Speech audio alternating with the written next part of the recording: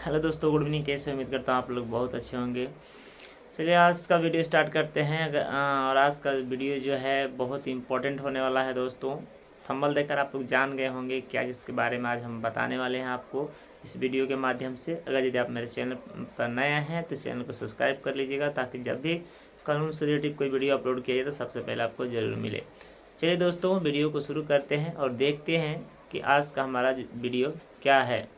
तो जी हाँ दोस्तों, मैं बता देना चाहता हूँ कि आज का जो टॉपिक है सबसे इम्पोर्टेंट होने वाला है। और क्या टॉपिक है, अगर यदि किसी व्यक्ति पे मान लीजिए मुकदमा दर्ज हो जाता है या मुकदमा हो जाता है तो क्या उसे सरकारी नौकरी मिलती है या नहीं मिलती, इसके बारे में हम लोग पूरा विस्तार से जानने वाले हैं। इस पे वीडियो बनाने का मेरा मकसद ये है कि मुझे कमेंट में एक लड़का मुझे कमेंट किया था, उसका नाम हम नहीं लेंगे। उन्होंने कमेंट में ये पूछा था मुझसे कि सर ये बताइए कि अगर यदि किसी व्यक्ति पे मुकदमा हो जाता है तो क्या वो व्यक्ति को नौकरी मिलेगा या नहीं मिलेगा। इस पे आप मतलब एक वीडियो बना दीजिए। तो इसीलिए मैं आज इस टॉपिक पे वीडियो बना रहा हूँ। तो आप लोग भी कोई वीडियो ज़्यादा हेल्पफुल होगा। अगर यदि किसी व्यक्ति पे किसी लड़के पर अगर मान लीजिए कि कोई मुकदमा है तो क्या उसे सरकारी नौकरी मिलेगी या नहीं मिलेगी, इस वीडियो के माध्यम से आप जानिए।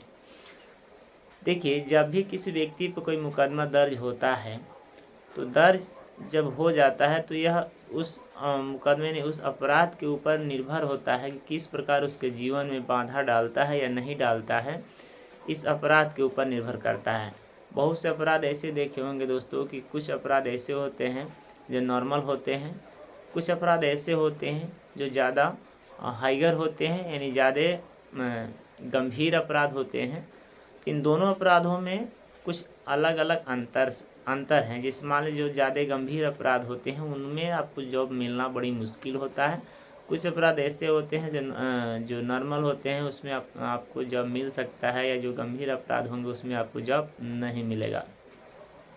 तो सबसे पहले इसमें जो पॉइंट है, या इसको हम कई पॉइंट्स में बताएंगे, तो आप पॉइंट्स के हिसाब से समझते चलिएगा कि किन किन पॉइंट से आप मतलब मैच करते हैं। अगर यदि उस तरह का आपका भी मुकदमा है या आपके ऊपर भी एफआईआर उस तरह का है तो क्या आपको मिल सकता है या नहीं मिल सकता है। सबसे पहले हम पॉइंट ये रखते हैं कि यह किसी व्यक्ति पे मान लीजिए अपराध हो गया है, किसी व्यक्ति के साथ मुकदमा दर्ज हो गया है, तो यह वह अपराध के ऊपर निर्भर करता है कि वह अपराध कैसा है। अगर ज़्यादा गंभीर अपराध होगा तो उससे सरकारी जॉब नहीं मिल सकता है, क्योंकि पहले ही हमने बताया है कि अपराध दो तरह से होते हैं, एक गंभीर और एक साधारण अपराध होता है। तो जो जो अपराध आपके ऊपर लगा है वह अगर मान लीजिए ज़्यादा गंभीर है तो उस समय आपको सरकारी नौकरी मिलना मुश्किल है, यानी 100 में 90% नहीं के बराबर है। दूसरी बात, अगर यदि मान लीजिए किसी व्यक्ति पर मुकदमा दर्ज हुआ है या अपराध लगाया गया है, तो अगर कोर्ट उसे साबित कर देती है कि यह जो अपराध है यह इस व्यक्ति ने किया है, तो उस समय आपको सज़ा हो जाती है। और जब सज़ा आप काटने लगेंगे या सज़ा काटेंगे तो उस समय आपको नौकरी सरकारी नहीं मिल सकती है। ऐसा नहीं कि सज़ा काट लेंगे तो आपको मिल जाएगा, ऐसा नहीं है। आपको सज़ा काटने के बाद भी नौकरी सरकारी नहीं मिल सकती है। अगला जो पॉइंट है, अगर किसी व्यक्ति पे आपराधिक मामला दर्ज हो जाता है और वह कोर्ट के द्वारा सिद्ध नहीं हो पाता है कि यह व्यक्ति अपराधी है, तो अगर उस समय तक आप किसी फर्म को अप्लाई किए हैं सरकारी नौकरी पाने के लिए, तो याद रखिएगा जब भी अगर मान लीजिए आपके ऊपर कोई मुकदमा जारी है, चलता है, वो ज़्यादा गंभीर नहीं है, ज़्यादा मतलब कि गंभीर अपराध में नहीं आता है, तो उस समय आपको क्या होता है कि आप फर्म भरिएगा तो फर्म के नीचे ऑप्शन दिया रहता है क्या मुकदमा आपके ऊपर चलता है या नहीं है, मुकदमा है कि नहीं। तो ये आप उसकी सूचना आप ज़रूर उनको दें, ताकि आगे चलकर आपको इसका ज़्यादा लाभ होगा। अगला अगर हम पॉइंट देखें तो किसी व्यक्ति पर अगर यदि मामला दर्ज हो जाता है अपराधी का मामला, और वह मान लीजिए कि वह नॉर्मल अपराध है, तो वैसे में आपको नौकरी मिल भी सकती है, क्योंकि नॉर्मल अपराध के लिए आपको ज़रूरी नहीं कि जो सरकारी नौकरी उसे वंचित कर दिया जाएगा, इस तरह की कोई बात नहीं है। आपको मिल भी सकता है, 50% चांस रहता है, 50% ना का भी चांस रहता है। अगला पॉइंट जो है, जैसे मान लीजिए कोई व्यक्ति जॉब करता है सरकारी, और उस जॉब करते समय उस समय मान लीजिए कोई आपराधिक मामला उस पर दर्ज हो जाता है, तो उसी समय उसे क्या कर दिया जाएगा, उस विभाग से सस्पेंड कर दिया जाता है।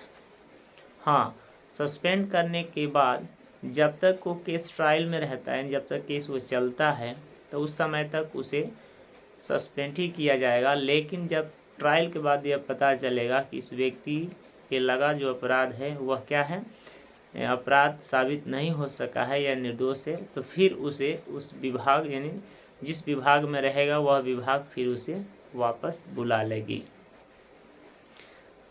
बहुत से जॉब ऐसे होते हैं दोस्तों कि अगर किसी व्यक्ति के ऊपर क्या होता है कि केस मुकदमा हो भी जाता है, तभी फिर भी उसको जॉब मिल जाता है। जैसे मान लीजिए बैंक का जो जॉब होता है उसमें आपको केस से कोई मतलब नहीं है, लेकिन अगर आमतौर पर देखा जाए आजकल के हिसाब से, तो उसमें भी कुछ ना कुछ ये फॉर्मेलिटीज़ हो गए हैं जो अगर आपका बैकग्राउंड सही नहीं रहेगा, आपके ऊपर जो केस रहेंगे, तो इस तरह का नौकरी आपको नहीं मिल सकता है। लेकिन 100 में 90% इस तरह की बातें नहीं, आपको उसमें मिल जाएगा। अगर किसी लड़के के ऊपर अगर कोई FIR है या कोई मान लीजिए कि नॉर्मल केस चलता है, तो उसको भी टेंशन लेने की ज़रूरत नहीं, वो भी बैंक में वो नौकरी पा सकता है। यानी इन ऑफिशियल जो काम होते हैं उनमें अप्लाई करके वो जॉब पा सकते हैं। बहुत से लड़कों के मन में ये बातें चलता है कि हमारे घर में कभी कभी झगड़ा लड़ाई हो जाता है पड़ोसी के साथ, उसमें हमारा नाम डाल देते हैं FIR में, तो क्या हमें आगे चल करके जॉब मिलेगा या नहीं मिलेगा, अगर मिलेगा तो क्या हमें कुछ प्रॉब्लम हो सकता है। तो ये चीज़ मैं आपको बता देना चाहता हूँ, और आपके मन की जो बातें हैं उस जो कन्फ्यूज है उससे हम दूर कर देना चाहते हैं आज, कि इस तरह की कोई बातें नहीं है। अगर यदि मान लीजिए कि जब तक आप अपराध गंभीर नहीं किए हैं तो आपको डरने की ज़रूरत नहीं है। मार झगड़े, पड़ोसी के साथ कोई लफड़ा हो गया है, तो इसमें जब भी FIR में आपका नाम दर्ज करा दिया जाता है तो उसमें घबराइए ना। आपके आने वाली जो प्रक्रिया है, या आप मान लीजिए कोई सी जॉब में अप्लाई कर रहे हैं, तो उस समय आपको टेंशन लेने की ज़रूरत नहीं, आप अप्लाई कर सकते हैं, उससे कोई आपका बाधा होने वाला नहीं है। क्योंकि आप तो जानते ही हैं कि जब भी कोई सरकारी जॉब अप्लाई किया जाता है और जब लग जाता है, तो उसका जो प्रक्रिया होता है वो पुलिस वेरिफिकेशन से ही उसकी कंप्लीट प्रक्रिया होती है। तो अगर सब कुछ कंप्लीट है और लास्ट में आकर आपको ये पता चल गया कि आपके ऊपर रेप की केस लगी हुई है, तो उस समय आपका वो जो वेरिफिकेशन होता है उसमें वो रिपोर्ट लगा दिया जाएगा, तो उस समय आपको वो जॉब नहीं मिलेगा। तो यह जो जॉब होता है सरकारी, जो भी सरकारी विभाग के जॉब होते हैं, ये सब पुलिस वेरिफिकेशन पर ही डिपेंड होते हैं, और यही लास्ट में रिपोर्ट लगा कर भेजते हैं, तो आपका ज्वाइनिंग होता है। तो आप मुझे उम्मीद है कि आपके मन की सारी जो बातें जो कंफ्यूज चल रहा था कि FIR हो जाने के बाद या मुकदमा दर्ज हो जाने के बाद क्या सरकारी नौकरी मिलेगी नहीं मिलेगी, तो उम्मीद करता हूँ कि ये चीज़ आपका कंफ्यूज दूर हो गया होगा। एक बार थोड़ा सा शॉर्टली रिपीट कर देता हूँ कि जब भी आपके मुकदमा आप पे दर्ज होगा तो याद रखिएगा गंभीर अपराध ना होने चाहिए, जैसे मर्डर केस, रेप केस, इस तरह का केस, देशद्रोही केस या गैंगस्टर केस, इस तरह के नहीं होने चाहिए। बाकी और कोई भी केस होगा तो आपको सरकारी जॉब मिल सकता है।